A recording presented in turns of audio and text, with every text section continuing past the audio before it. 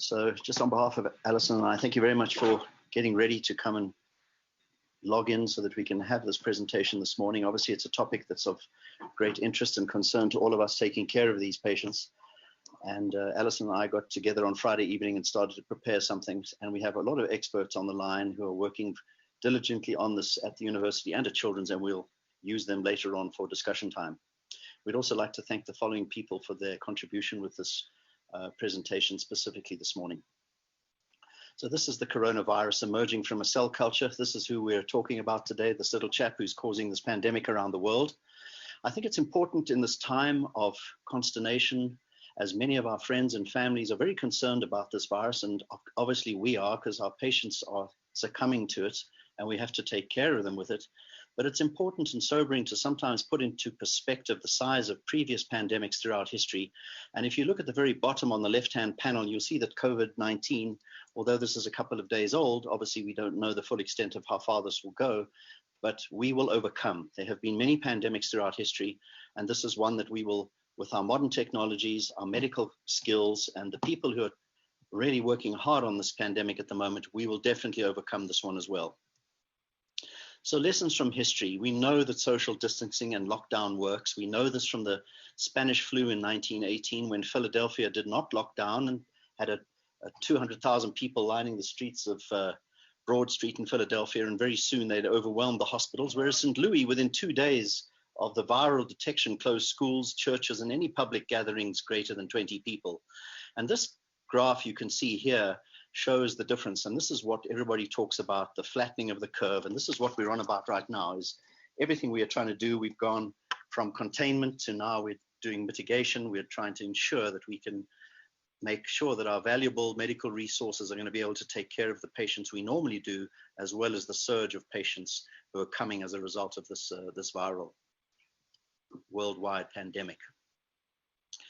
Alison will mention more about this later, but it's also, as this pandemic has evolved, it's been very confusing for many of us in the healthcare field, because we see different attires being worn by different people in different parts of the world and different recommendations from societies. But ultimately, everyone is gathering towards a much more common theme right now. And so that's the importance of this, these talks, is that we can all take the most current knowledge and use it to make sure that we are protected in the most important way. And that's the main thrust of today's talk. If there's one thing Alison and I want to get across, it's how we need to take care of ourselves in order for us to take care of our patients. And we need to be doing everything that is recommended in order to safely intubate these patients, because that's where we're going to come in a lot of the time for our intubation skills. So we want to touch a little bit on the background epidemiology, a little bit on the clinical manifestations, and then focus predominantly on the role of the anesthesia provider. And then touch a little bit on current research. Paco has helped us get all that together and leave time for questions. You would have received an email last night, which also gives a Word document where people were encouraged to put in questions, and those have been sent to the relevant leaders in our department who have answered them, and we will continue to answer those questions for everyone to make sure that you have the information you need to take care of your patients. So what are the coronaviruses? Well, they usually cause very mild illnesses, such as the common cold, and most of us get them at some point. However, there are a couple of them that can cause severe lower airway illnesses like pneumonia and bronchitis. They're a very large family of viruses, but they're common. They do cross over into animals, camels, and bats, and a few other species. And very rarely, animal coronaviruses can infect people and spread between people. And we've had some of these pandemics in the last 10 to 15 years. And now this new one, the virus is actually called SARS-CoV-2. And it has been, this virus has been, the disease that it causes is known as the coronavirus disease 2019. And this is what we're seeing at the moment a lot of the time, where it's been abbreviated to COVID-19. So it's a beta coronavirus, and there are a couple of substrains. There's an L type, 70% of them, and an S type. Initially, when it emerged in China, the S type seemed to predominate, but then later the L type seems to be of greater significance. It is thought that the L type may have a slightly lower severity of infection, but that's not completely proven as yet. All three of these viruses seem to have had their origins in bats, and it's felt that the sequences that are seen in the RNA and the DNA from these viruses are very similar to those that emerged in China. and it seems like it probably emerged from some virus from an animal reservoir. What was really interesting that was within 5 days of discovering the virus, they had already sequenced the genome, and that's allowed scientists all over the world to start working on ways of perhaps mitigating this viral pandemic by looking at cures, potentially some immune work and some vaccines. The attack rate is 30 to 40%, and that means that that's the proportion of people who will become ill or who will, in the population, who were initially free of the disease, who may have got it. The R0 value is 2 to 4, and this is the number which you've seen around, which is the number expected of cases to be directly generated by one person who is infected. If we take measles, for example, the R0 value is 12 to 18. The case fatality rate is 3.4% on average, but that obviously depends on the age of the patient. And as we're reading and finding out more about the experience in China, where other countries have dealt with big swaths of patients, that can obviously increase up to 10 to 15% in the aged. And also what's disturbing is the statistics coming out of Italy, where many of those ICU patients who are elderly succumb within sometimes 50% morbidities. The incubation time is anything from 4 to 14 days, and the viral shedding, the median duration is about 20 days, maximum 37. So even after patients have recovered, they may still be able to shed the virus. And it's felt that the virus also can be shed from the gastrointestinal tract for a lot longer than it is, even when respiratory droplets have stopped. The gastrointestinal spread may be greater. This is a little bit about the history. We've moved very quickly over the last 3 months, really discovered in December in China, and China notified the World Health Organization. We had our first patient in Seattle. It was declared a pandemic 11th of March, which it's hard to believe that's really only a couple of weeks ago. A national emergency in the US of A, and then obviously no elective surgeries in Colorado, just to give you some perspective, which is starting around about now as decreed. And then New York State has put on the so-called pause, which is really policies that assure uniform safety for everyone. Obviously, the healthcare workers, we're the ones who need to be at the front lines, but many of our colleagues in all other industries that are non-essential are at home. This graph is already out of date on the right, but it really makes the point that we had very few cases. We had about 900 cases on March the 10th, and as of this morning, there's probably 36,000 or something. We're already right up there. So that in the last 2 weeks, there's been a huge surge in the number of cases in the US of A. This is a slide thanks to Dr. Gina Whitney from last week when she presented this at Children's, that we just must also be mindful that we are one of the nations who has the most critical beds per capita on the left-hand side. And the Society of Critical Care Medicine, I hope they're right, they're predicting that we're going to run out of people who know how to manage ventilators before we run out of ventilators. That's not necessarily proven to be the point in New York at the moment. They're trying to get another 6,000 ventilators in as soon as possible. So obviously New York and the centers of our country are the ones who are feeling the brunt of this pandemic. So what about some of the clinical manifestations? They think about it, and it's sort of thought about one third may have mild symptomatology. They may not even know they have it. 1/3 will probably get a little bit more of a disease, and another third will be very ill. The mild, about 81%, there's no pneumonia. They recover in about 2 weeks. Those who have severe disease probably accounts for another 14 or 15% here. They may have dyspnea, some damage of the lungs, and they recover within 3 to 6 weeks. And then there's the critical disease patients who probably 5% of them require intubation, shock, multi-organ failure, may need to go on to ECMO, some of them. So those are the ones, I would say the severe and the critical disease are the ones we're probably going to see more of as this pandemic unfolds. Most fatalities have been associated with the comorbidities of cardiovascular disease, diabetes, chronic lung disease, hypertension, and cancer. The symptoms, it's important to remember that they can be very mild in children, and children may be totally asymptomatic. But about 66 to 80%, lean into the mic, sorry, can you hear me now? 66 to 80% have a cough, about 45% have a mild fever, and it's felt that about 85% may have a severe fever during the illness at some point.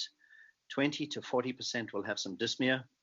There's an increased sputum production during the pneumonia, and then 15% other upper respiratory tract infections. Rhinorrhea is very rare. 10% have gastrointestinal symptoms, and they tend to present a bit later. And so by the time they're presenting, they may be more severe. Anosmia, the lack of smell or taste, is something that is being reported in as high as 20 to 60% of patients who do get this infection. The lab tests are there. We won't spend too much time on them in the interest of time here, because that's what our intensive care colleagues will be using, and we'll leave it for another day. The median age of the patients is about 47. 41.9% of females. 0.9% of the patients are less than 15 years of age. And this is the important one for us, is about 3.5% of healthcare workers are infected, and the median incubation period is about 4 days. And this is important, and Alison added this key point below here, is that using the data from the SARS epidemic, healthcare workers are about 13 times more likely to be infected than the rest of the population. So lessons from Hong Kong.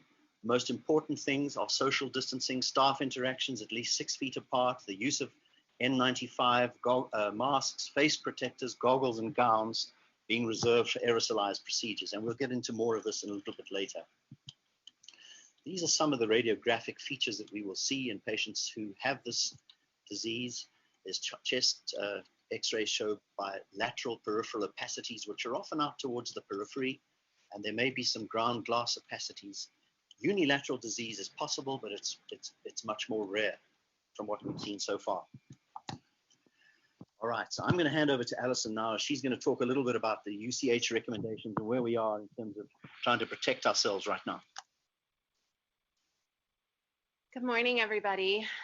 Thanks for the feedback that we are having trouble being heard. I hope everyone can now see the chat function. And we will try to answer questions as you continue to type them. Questions will be answered towards the end. So I wanted to get into what UCH is recommending from an initial evaluation. So this is when a patient comes into the emergency room with initial upper respiratory infection signs or new onset hypoxia. So they're getting a portable chest x-ray, CBC, KIM7, LFTs, blood cultures, and respiratory cultures. Only if their hypoxia is requiring greater than 4 to 6 liters of O2 are they getting an ABG. Procalcitonin, EKG, troponin, and BMP, those are really just for baseline data, but those are being collected at initial presentation. And even though Rich just went over what the CT results would look like, we are not obtaining those for most of our patients. Really, it does not change medical management of the patients, and it's just putting this further staff as well as further equipment at risk. So you will not see a chest CT on the typical patient's chart.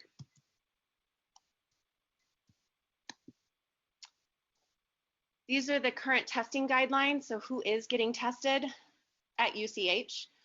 As you all know, it's been well publicized. COVID-19 has completely overwhelmed the Department of Public Health. Turnaround time has been anywhere from 48 hours, 45 days, or even longer than a week. UCH, as well as Children's, as well as our research labs, are all working diligently to create internal testing and decrease that turnaround time as quickly as they possibly can. The emergency room, because of these testing difficulties, they are sending the viral PCRs as well as the COVID-19 concurrently, because even regular viral PCRs, while they used to take minutes, are now taking hours. Because of that time change, they are being sent to their rooms rather than waiting in the emergency room for those results. That's just to try to change the funnel type system to keep our emergency rooms as clear as possible. The good news is the FDA just last week approved, or just on Saturday, as Rich said, approved the first coronavirus point of care test. It's a California-based company, and it's meant to operate on Cepheid's more than 23,000 automated machines that are worldwide. Supposedly there are 5,000 in the United States. We were not able to verify if Children's or UCH has these tests in our hospital. They're expecting to start shipping them out sometime this coming week or next week, and you would then get results in as quick as 45 minutes. The FDA, with their kind of emergency use authorization, it will initially send it to hospitals, but then it will start to send it to primary care offices which will be a game changer as far as decreasing the flow within our emergency rooms. So now what you're all here for, what's our role as the anesthesia providers in COVID-19? First of all, I want to define some new terminology. So PUI is a term I first heard on Thursday at our faculty meeting. It means person under investigation, but what does that actually mean? The UCH, as well as the Colorado Department of Public Health, so this is their definition. You'll see that it is a very broad net. Mildly ill patients are advised to stay home, but they'd still be considered a PUI. The people that are getting labeled that within our hospital. So they're new onset acute respiratory infections. They can be coming from the outpatient areas. They don't have to have traveled. If they're high risk or immunocompromised, and you can see the definition of immunosuppressed down below.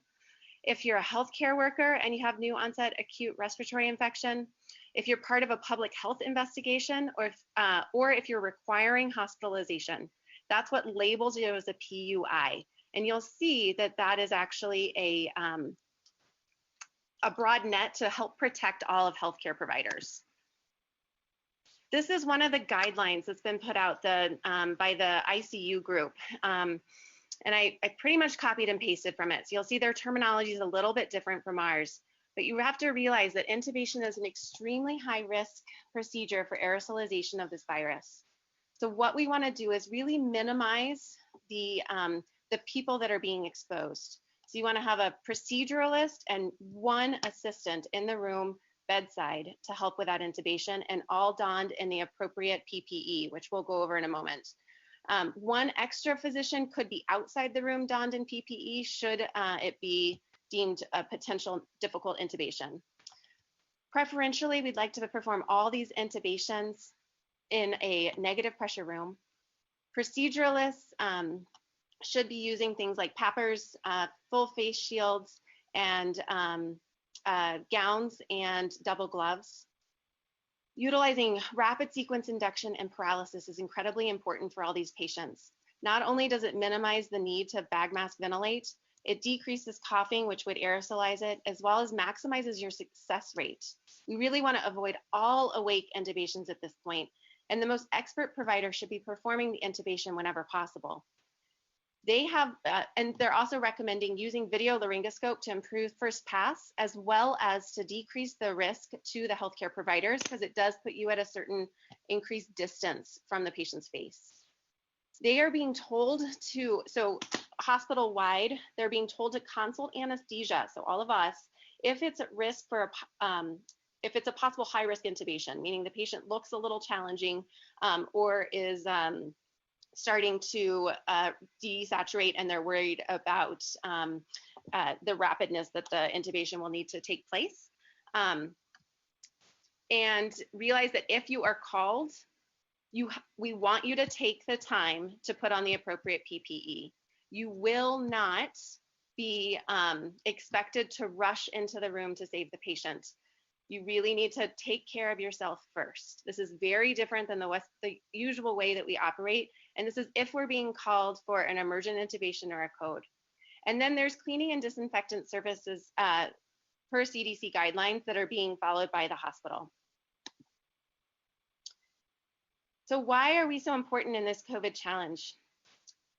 We're airway experts, we're critical care docs, we're the anesthesia that's helping putting these patients to sleep if they're requiring surgery, and we're frequently on resuscitation teams. You'll see there's 2 videos here on YouTube that I would encourage you to watch. This is to help you stay safe so that you actually know how to put on the gear appropriately. The first is about 7.5 minutes, so that one's the quick one. And then the second one is the a little bit longer version, and talks about kind of what happens with the risk of spread. What's most important for really all anesthesia cases at this point is that you're wearing an N95 mask that's test fitted, eye protection, using hand hygiene for more than 20 seconds with soap and water, and you're donning the appropriate PPE, which again, we'll go over soon. Yeah.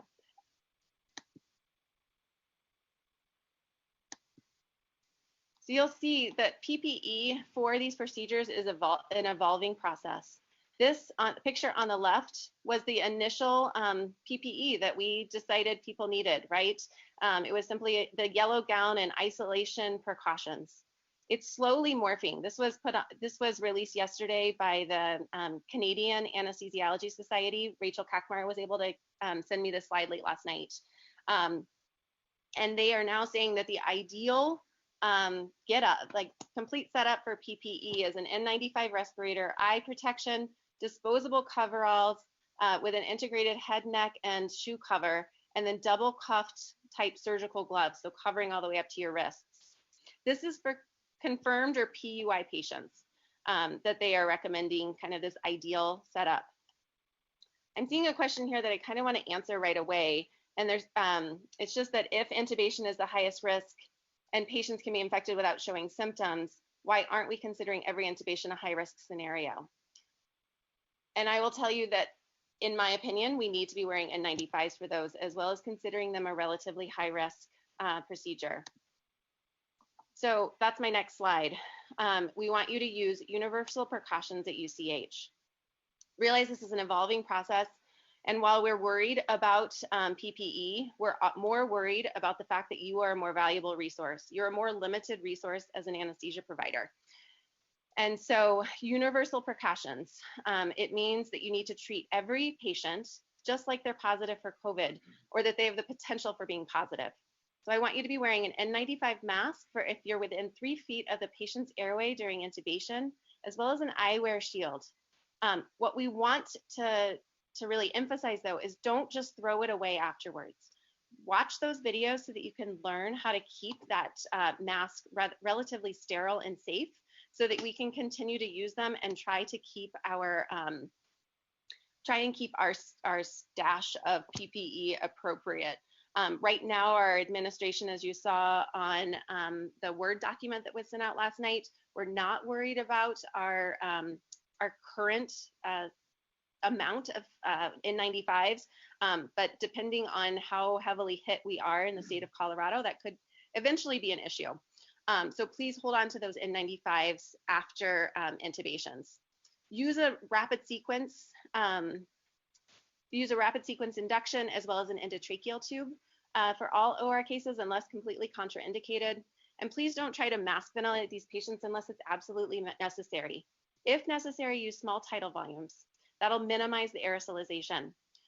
And as I had mentioned in my previous slide, for those COVID positive patients or that PUI, and remember that was a broad definition of PUI, and that's to protect you, is really using PAPR, gown, and double glove. If you're worried that somehow your patient has missed a PUI screening and you're considering them high risk, then you can advocate for using a PAPR for that intubation. But please talk to either the charge anesthesiologist or the attending of the day to be able to secure that as well as go over risk-benefit ratios.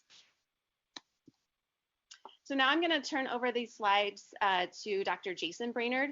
He's going to be talking about the ICU leadership for COVID-19 here at UCH. Morning, everybody. Allison asked me to just talk for a couple minutes and update the department on what we're doing across the hospital from an ICU standpoint. So I think first thing, we have a very robust UC Health ICU COVID Teams page.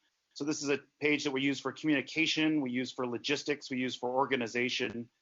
We've been building it over the past 2 weeks, and it now is a great homepage for all of us in intensive care, really across the entire health system.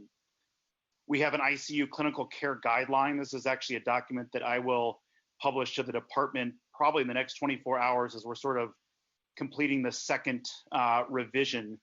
It will talk about everything from airway management to mechanical ventilation, very similar to a UCH version of the document that I think Mong sent out from Columbia or another institution. We also have a pharmacotherapy guideline that talks about the specific antiviral therapies, which patients should receive them, and the pathway for that. We've been working on ICU bed management and a staffing plan. As I think this group might be aware, the initial, what we're calling now Surge ICU team, or the first ICU team, is being staffed by the pulmonary critical care medicine. The second and thirds will be staffed by our STICU and CTICU faculty. As you guys have seen, I've been sending data. That data is coming from Epic dashboards and COVID reports. We've been building these reports to help manage resources, again, across the whole health system. As one of, I think, one of the more interesting things, we now, as of probably mid this week, we'll have a UC Health ICU czar. So this person essentially will be the triage person for all transfers coming into all of UC Health, North, Metro, and South regions, making decisions on both whether to admit a patient or not, and if we are going to admit them, to what location they will be admitted to. We have a scarcity resource documentation that we're using. Again, if our numbers of especially critically ill patients with COVID continues to increase substantially. And then finally, we're developing a process for a PPE specialist, or essentially a bedside clinician or provider that will watch and monitor us on and off, similar to a Pronovost type checklist for central line placement. I think one of the things I'm probably most proud of is the projects that our section is working on currently. So as some of you may know, you've seen some emails already. We're working on an educational curriculum for non-intensivists. I think what we see moving forward is that we will have a kind of critical pathway or a critical narrowing of bottleneck of resources in terms of FTE as well as equipment. The FTE resource we can substantially improve by, again, training those to fill in for other jobs across the hospital. We're working on PPE sterilization, and this is something I'm proud to say we've even collaborated with Paco Herson and some of the researchers on, is bringing in, again, UV light potentially to the bedside, and then actually also as a send out for reutilizing our PPE. NIPPV safety, we have a team that's working on, again, looking at the exhaust from our non-invasive ventilation and whether or not we could essentially engineer that to suction to be able to use that type of therapy in clinical practice. And finally, I think the thing I'm very most proud of, we have a group that has worked with initially engineers from School of the Mines, from CU in Boulder, and then industry partners to actually manufacture PPE locally for availability in this hospital. So this is a group that was led, again, by our team that is now going to be able to deliver us initially new face masks, and I'm actually moving towards respirators in the coming days to weeks. And I'm pretty proud of that for our group. Thank you. So here's a few other questions here. This is for... So how do I get my questions answered at UCH? Our UCH COVID Command Center is Drs. Chris Lace, Nate Weitzel, and Vesna Todorovich. And they are the typical anesthesiologist that's within that COVID Command Center team. Within that COVID Command Center team, there are 1 to 2 ID docs, disaster management specialists, hospitalists, and supply chain materials management. The Command Center phone number you can see here, it's not meant for you to call with random questions. That's what we're trying to develop teams for within our own department. But if it's the middle of the night and you have an issue, this number is staffed 24 hours, 7 days a week. Right, thank you very much, Alison. So just getting back to children's side, and Gina and the team have been rolling this out in the last week.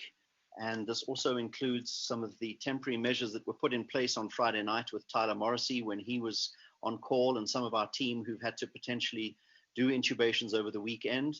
But for now, obviously this is evolving, and we'll hear more about it this week in terms of our personal protective equipment that we're going to be wearing.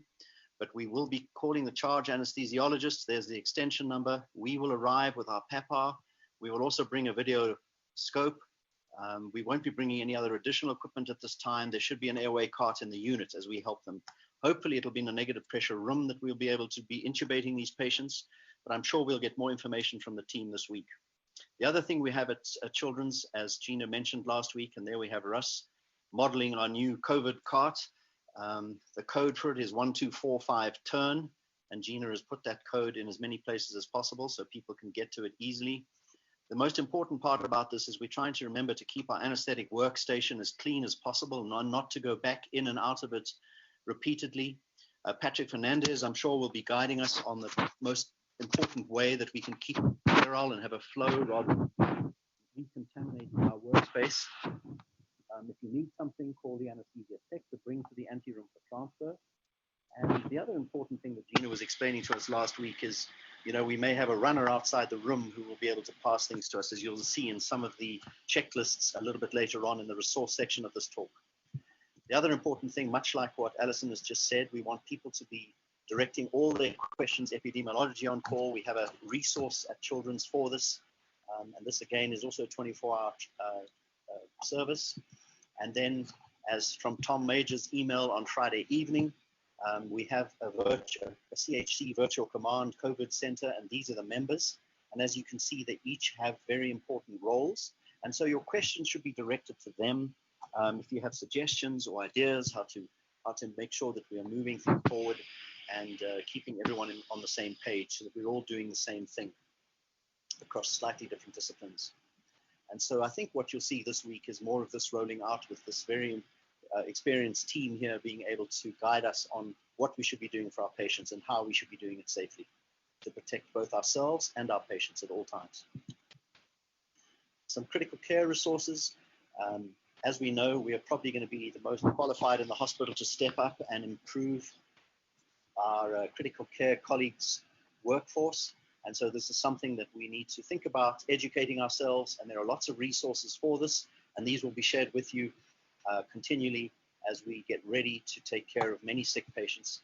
And it's quite possible that those at Children's Hospital may be taking care of some adults and adolescents in the coming weeks. We wait to see how much the surge will affect us here in Colorado. Future directions, all is not doom and gloom.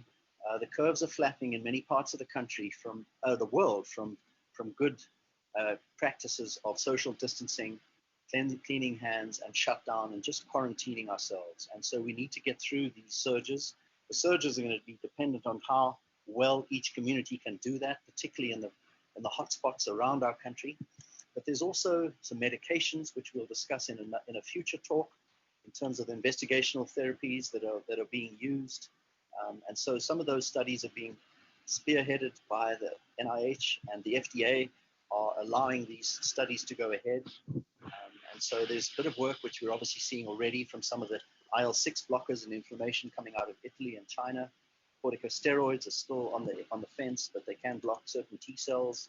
And then those are the other drugs which are being used to mitigate some of the inflammatory responses associated with this viral pandemic, and as well as some of the antivirals which are being tried and tested. In your notes, you'll see a lot more slides on this where we've tried to indicate some of those studies, and we'd like to thank Paco Herson for that. There is some of this talk that hydroxychloroquine may be used for chemoprophylaxis for malaria, and it's being used in a lot of the protocols coming out of Italy and China. But there's only one very small study of 17 patients where there seemed to be improvement when it was added with Z-Pak. The problem with that, and we need to be very mindful of, that the combination of those two medications can seriously prolong the QT interval. And so we must just be very careful of self-medicating and before these drugs are really well tested. Some antiviral therapies, pre-exposure prophylaxis and post-exposure prophylaxis is being investigated. COVID-19 viral loads peak in sputum about 5 to 6 days after symptoms that can last for 14, as we've said. We've kind of mentioned that, so we'll move on with that. What about some of the anesthesiology resources? Now we've put this together. Do you want to leave, Tyler? So we'll just let Alison have a little chat about the resources we've put together for you here. So you'll see there's pediatric as well as adult anesthesia practices that are referenced here. And what I would recommend, rather than trying to do your own searches, like the Lancet Journal has a COVID-19 resource center, the ASA does as well, the ASPF and or APSF, and those are putting those trusted sources together for you. There's also multiple videos online for refreshers on putting on PPE appropriately. There was actually a study done that potentially if you're not doing this appropriately, you are putting yourself at higher risk for contagion. So we really want you to take the time. You'll notice the first one's 30 minutes. You can watch it on double speed to decrease the length that you're spending watching YouTube. But the other option is this 7.5-minute one. It's done from Boston Children's, and it's for donning and doffing PPE for patients that are presumed positive or actually positive. And as was sent out in various emails throughout our department, there's alternative respirators to be used during this pandemic. This is one of the half mask respirators that Dr. Major sent out with a link on Amazon. And as Dr. Todorovich mentioned on Thursday, you can submit your receipt and be reimbursed through your T&E account if you're purchasing your own PPE. This is just one example of something. I would let you know, I want you to encourage you to try to order from trusted sources so that you're not putting yourself at increased risk. As you can see, the virus is rather small. Part of the filters as well as the actual physical mask are important in this because we want to protect you to the best of our ability. This is information on PAPR resources, right? This is not something that I had ever heard about before this epidemic started. And both 3M as well as numerous other independent studies have shown that you can clean and disinfect these appropriately. I believe at UCH, our PAPRs are being held in the charge office for now. That might change, but when you're on call, you're being told kind of where those PAPRs are in case you need them for a suspected case or an emergent intubation. There's also been really sad things out there talking about making your own N95s on YouTube. Hospital workers and are trying to figure these out from making hospital supplies. I'm sure everyone saw this picture as well on social media. What I want to remind you is while you can do that, it may not be appropriate. You really still want to get fit tested, or you might be putting yourself in increased harm's way, or maybe even just giving yourself a false sense of security. Someone's asking about the cloth mask that seemed popular on social media. What I will tell you is while it might be better than a handkerchief, when they looked at, there's a study on MedHub that I can send out that showed that you potentially are putting yourself at increased risk in comparison to a surgical mask. So please wear our surgical masks when walking around the hospital, those kind of things. Or when doing patient interviews, non-aerosolizing procedures, a hospital mask is fine, rather than your own cloth mask. So prevention is really key, right? That's how we're gonna keep ourselves safe. That's what Hong Kong and Singapore have been advocating, and they're the ones that really should be leading the way. Dr. Lemley sent out a great article from the New Yorker that really talks about how they were able to keep all of their healthcare workers safe. And it wasn't with wearing N95s at all times or wearing this incredible hazmat suit. It was doing simple prevention, like washing your hands for at least 20 seconds. Here's a list of songs that you can be singing in your head while you think about that. I'm sure there's a long, long list you can continue to think of. As well as staying home if you're sick. We as healthcare providers are always encouraged in previous times, to muster through. And in reality, that's not the deal right now. So if you're sick, we want you to stay home and not continue to expose staff. If you have a fever of 37.5 or higher, myalgias, cough, vomiting, or diarrhea, probably not COVID in reality, but we want you to stay home until you're fever free for 72 hours. If you're worried about it, you can always call all of us, call someone on call to find out what their opinion is on if you should stay home or not. But really it's that fever that's gonna help decipher. Look at the 37.5, it's a relatively low grade fever. And that's really how you're probably able to decipher, is this my typical hay fever or other allergy type season symptoms, or is this actually an infectious process?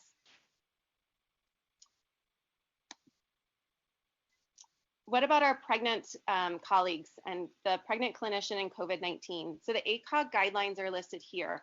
There's really no data that has currently been presented that you're more likely to contact COVID-19. But when looking at data from other respiratory infections, such as influenza, then there is greater morbidity and mortality within pregnant, when comparing pregnant to non-pregnant individuals. So they are considered an at-risk population. The trend right now, if a pregnant individual does contract COVID-19 is that preterm birth as well as potential decreased birth weight. But again, our numbers are really just too small to say. There's a very limited series out of China that was saying infants born to mothers who are COVID positive. Most did not test positive when tested after birth, meaning there's limited vertical transmission. I know there was a case in England that they showed vertical transmission for a certain infant, but again, was not the case in China. This is a slide for Children's Epic Workflow. Dr. Whitney presented it to the children's staff last week at her grand round, so we're going to kind of keep moving past that. Realize that Dr. Lace sent this out to the UCH side. This is our workflow. It's 2 slides long. It was sent to you via email, and then you can also save it via these slides. What's important to realize for both from a children's hospital as well as a university standpoint, we have plans in place for patients in the preoperative, intraoperative, and postoperative phases. And we really encourage you to familiarize yourself with this document. Realize it's probably ever changing, and the leadership will work diligently to keep you as informed as possible with sending out new additions. So OB details, we had planned on having Dr. Kakmar chime in for this, but unfortunately, since this is now a webinar rather than our typical Zoom meetings, we can't have live discussion from anyone else. So what I want to tell you is our OB details. These are slides created by the multitude of obstetric societies and distributed amongst OB anesthesiologists. For PPE, really the definitions are all the same. But what you want to realize is labor epidural analgesia is not an aerosolizing procedure. So we do encourage you to wear a surgical mask when consenting and talking to your patients, using eye protection even based on risk assessment. There's new data that says that if a patient's in late stage labor, then there's a chance that they're going to be aerosolizing things. So you could increase your PPE to an N95 at that time when you're placing a labor epidural. If you have a planned cesarean delivery, we really want to emphasize neuraxial anesthesia is necessary. There's a low risk of conversion to needing to convert to general anesthesia, and you can use your typical sterile PPE, so a simple mask and sterile gloves. For those emergency cesarean deliveries, this is really what's changing. There is no such thing as a true stat. Our OB colleagues realize that we will not put ourselves at risk and rush into a room to do a general anesthetic. We will be first attempting neuraxial anesthesia. That is the first mode of anesthesia. The most qualified or most practiced at neuraxial should be the one attempting in those situations for sure. To try to get that neuraxial to set in as quickly as possible. And so here is another chart for donning of PPE for obstetric anesthesia that you can read. And there's also, again, YouTube videos for donning here. At UCH, we've created an OB COVID bucket bucket. Doctors Kakmar and the rest of the OB team will be available for any further questions via email, and they'll continue to keep us updated on what is the evidence for everyone else, the evidence for our OB population. But this is the equipment as well as the medication that's in those OB buckets so that we're not having to contaminate our carts. So we want to thank you for your time. You'll see that the slides that we emailed out, there were a multitude of other slides that we kind of had dumped in that were very well researched, but we just knew we didn't have time. We wanted to be able to address all of your questions. So please type your questions into that Zoom box. Thank you for joining us and kind of helping us work out the kinks. It's definitely a little different than we had anticipated. And what I want you to also think about, this is from Brene Brown. I'm not sure why her name was showing up on my slide. That pandemic experience is a massive experiment in collective vulnerability. We can be our best selves or our worst selves when we're afraid, or our very best and bravest selves. In the context of fear and vulnerability, There's often very little in between because we are uncertain and afraid. Our default is self-protective. We don't have to be scary when we're scared. Let's choose awkward, brave, and kind. And let's choose each other. Brene Brown is an expert in the power of vulnerability that we serendipitously talked to the residents about just recently.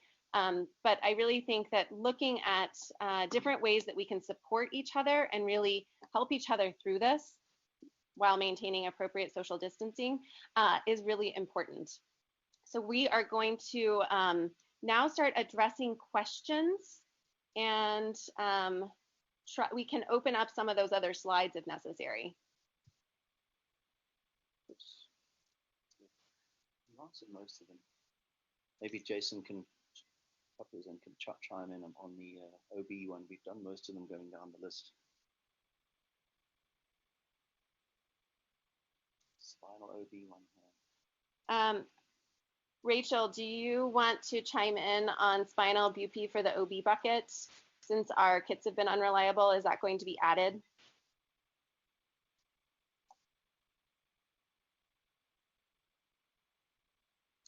And we are working on figuring out. It looks like Rachel says, "Good point. We will add it to the bucket." Question on verbal consents here. It looks like, are we going to verbal consents universally? I guess that's something we'll have to talk to hospital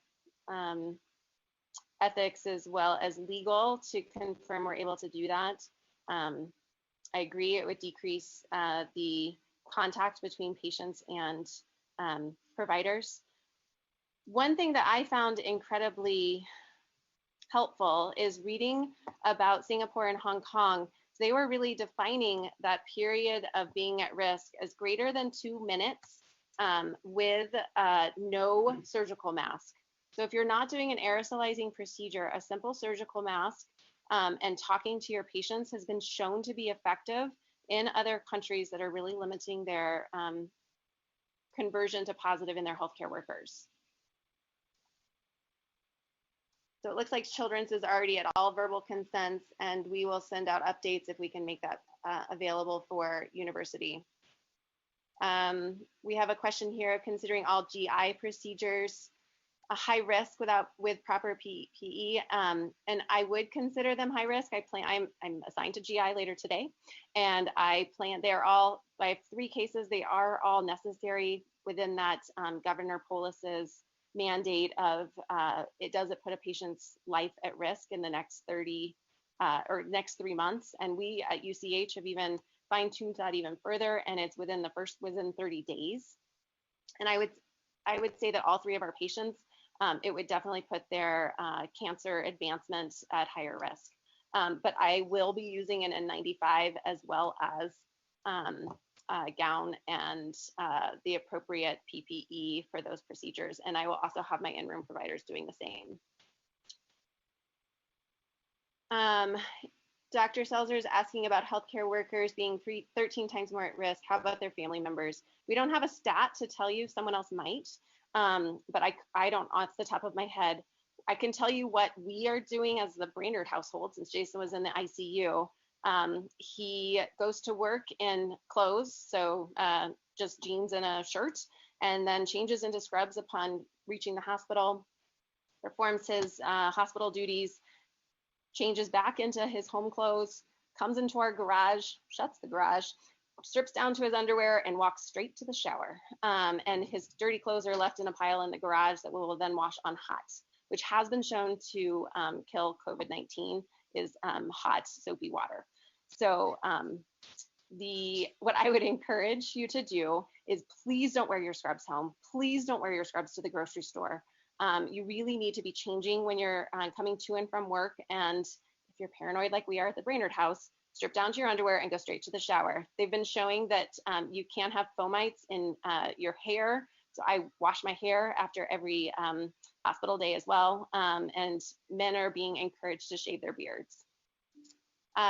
Jason Brainerd is hovering nearby, and he's going to answer some of the ICU questions that have popped up.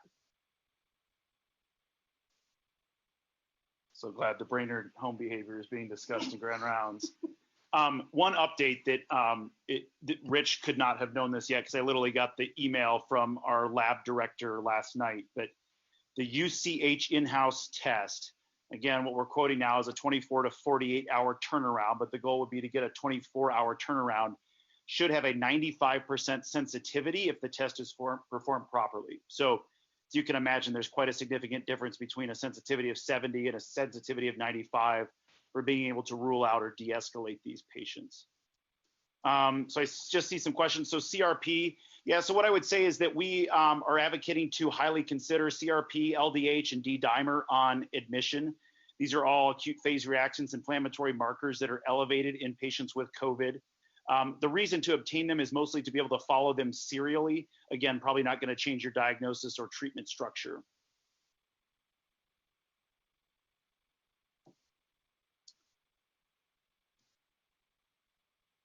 I cannot comment on the sensitivity of the children's test. My suspicion is they're advocating for something similar, but I'm not sure. Other critical care questions, well, I'm up here, I would say also just to our faculty, our group is highly appreciative, I think, of some of the emails and offers of support that we've gotten from you guys. I think if those of you are interested in assisting with either some of the projects that I had laid out on the previous slide or have other ideas, please reach out to me or please reach out to our group. We've got, again, a number of people working on a number of different projects that are always looking for more help. Do we have a protocol for ACLS? Yes, we do at UCH. That was actually sent out by, I believe, Nate and or Chris about a week ago.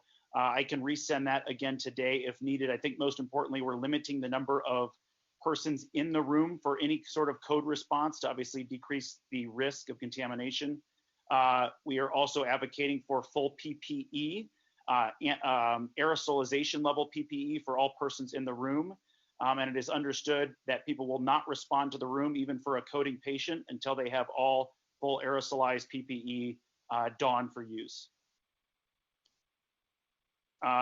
Correct, Josh, I see is answering the team. So we are avoiding NIV, especially except for in very specific situations. That'll be outlined on the guideline that I send out, again, either later today or tomorrow.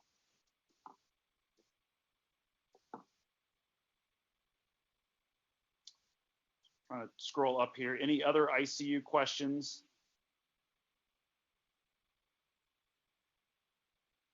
Awesome, thanks. So I did see one question for patients that are unsurvivable. So I would say there is a working group that's actually being led by our UHC CMO, as Dr. Jean Kuttner is a palliative care doc, to look specifically at that question of non-survivability and CPR and code response given the high risk to healthcare providers. I think we'll have something probably back in the next couple of days to be able to send out.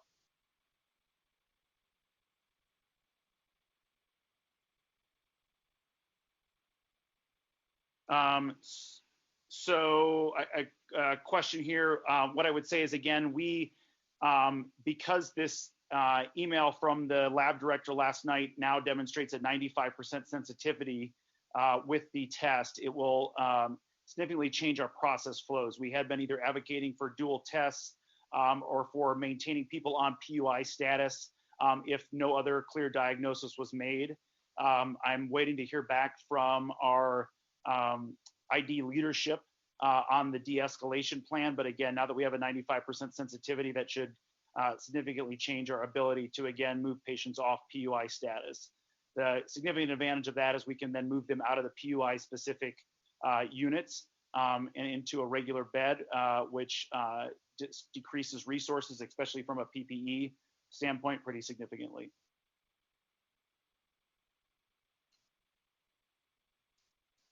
And so I actually really want you guys to also take a look at that Word document. It addresses more of the operational concerns that people had. And that was sent out with last night's email. The slide deck changed just a touch because I continue to change slides up until the talk is given. But for the most part, all the information is the same.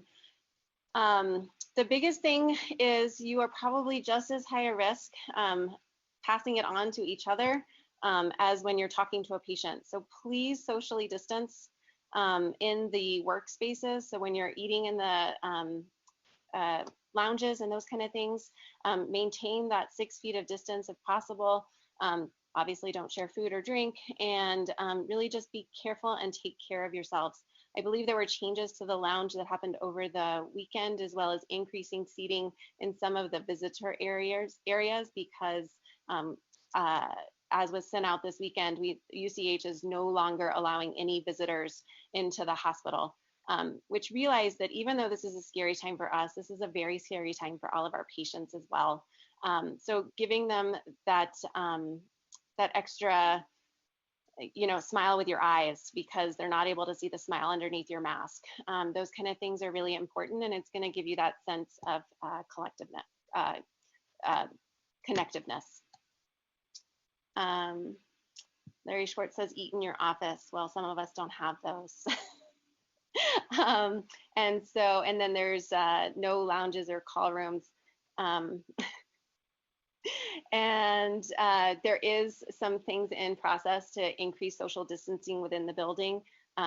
There's the chance we'll be hanging signs to remind people as well. And as Singapore and Hong Kong showed, that really made a difference with keeping their healthcare workers safe and free of COVID-19 infection. Well, just on behalf of Alison and myself and Jason, we'd just like to thank everybody for tuning in this morning. Please keep your questions coming, talk to your teams. And this is a great opportunity for us to show our leadership within the hospitals as we help our colleagues take care of these very sick patients. And there's obviously going to be more news and more directions coming from our teams. Thank you very much.